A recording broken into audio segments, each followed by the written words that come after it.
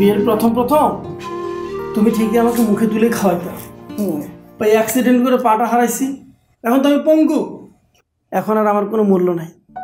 এখন একটু থেকে একটু হলেই তুমি আমাকে খোঁটা মারার কথা বলো।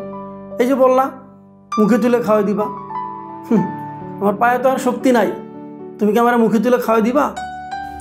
অনেক বকবক হয়েছে, আমি এখন অফিসে যাব।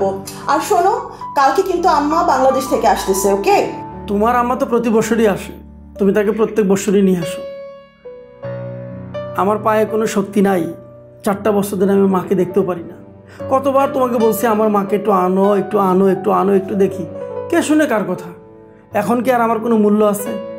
অনেক বকবক হয়েছে, আমার অফিসে দেরি হয়ে যাচ্ছে, তুমি খেয়ে নিও।